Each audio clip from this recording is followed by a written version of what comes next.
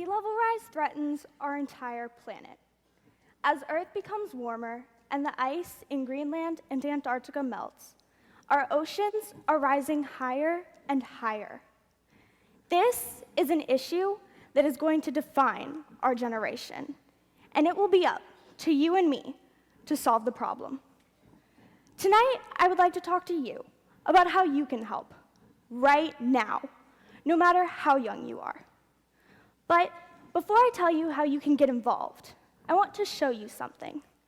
Well, you've actually already seen it. It's me. I'm 5 feet 2 inches tall. Most scientists predict that seas will rise 3 feet by the time that I am about 60 years of age.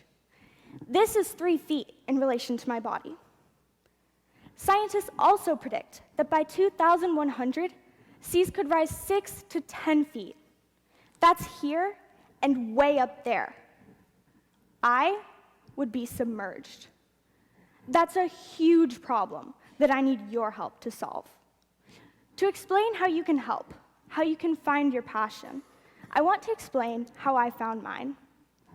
I was born here in Miami, and I split my time between this city of a few million people on the shores of the Atlantic Ocean and a 1,000-acre island called No Name Key that has just 43 solar-powered homes on it. I guess you could say that my life is surrounded by water, and that's where my love for marine biology and nature comes from. My interest in the environment led me to write, illustrate, and publish 3 books on ecology topics when I was in elementary and middle school. And about 2 years ago, I began working on a new book, this one geared towards young adults about climate change. And along the way, I have met many wonderful people, including scientists, business owners, and policymakers, all of which who have taught me about the science of sea level rise. And that work, something that I call the Sink or Swim Project, is why I am here with you tonight. What initially began as research for a book evolved into an educational initiative in which I present lectures about sea level rise to schools all over South Florida, to elementary, middle, and high schools, colleges, even adult groups. I also just did one by Skype to a school in India. As part of the project, I have written and illustrated a comic book entitled Where Did All of the Polar Bears Go? That tells the story of what might happen if we don't solve this problem. If you are in attendance tonight, you will receive a copy of this comic book, and I hope that you will share its message with your friends. The toy bears and penguins that I have designed are used as a metaphor about the problem and what might happen if we don't change our behaviors. I've also created a website, miamisearise.com, that is filled with information and ways to get involved, even a blog that I write. The response to all of this, to the Sink or Swim Project and miamisearise.com, has been amazing. And what I have learned, and what I want you to know, is that no matter your age, you can make a difference in your community.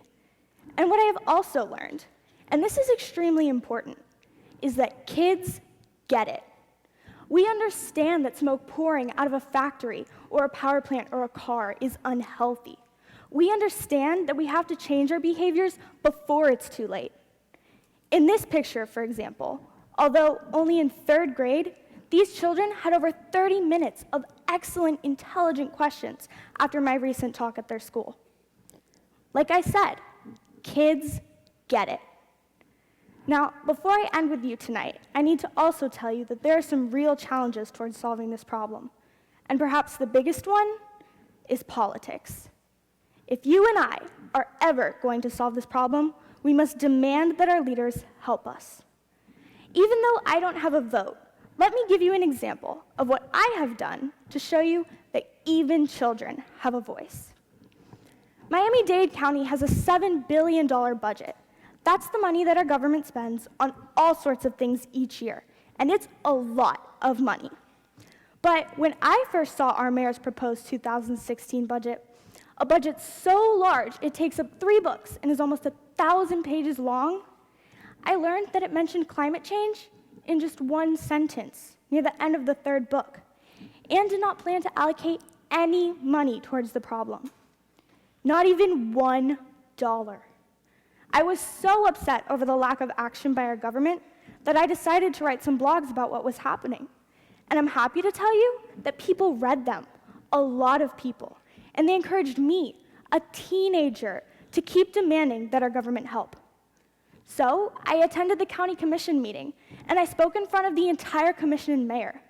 I told them that people want to see their leaders working on sea level rise solutions. I also demanded that the mayor revise his budget and allocate $1 million towards the problem. And do you know what he and the rest of the commission did as a result of people rising up and speaking out like I did? He agreed to budget $300,000 and created Miami-Dade's first chief sustainability officer. Now, $300,000 is not nearly enough, nor is the $1 million that I asked for. But it is a start, and it proves that each of us has a voice. By becoming involved, by demanding change, people will listen, even if it is a child talking or blogging or tweeting. But time is running out. We need to get started now. South Florida's environment is one of the most fragile on Earth. If you and I don't solve this problem, our coral reefs will become extinct. And places like Miami Beach, the Florida Keys, and the Everglades will disappear underwater forever. So I need your help.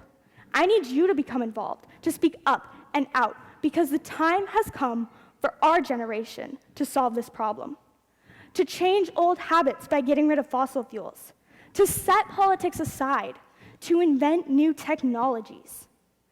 The time has come for our generation to decide whether we want our planet to sink or swim. Thank you.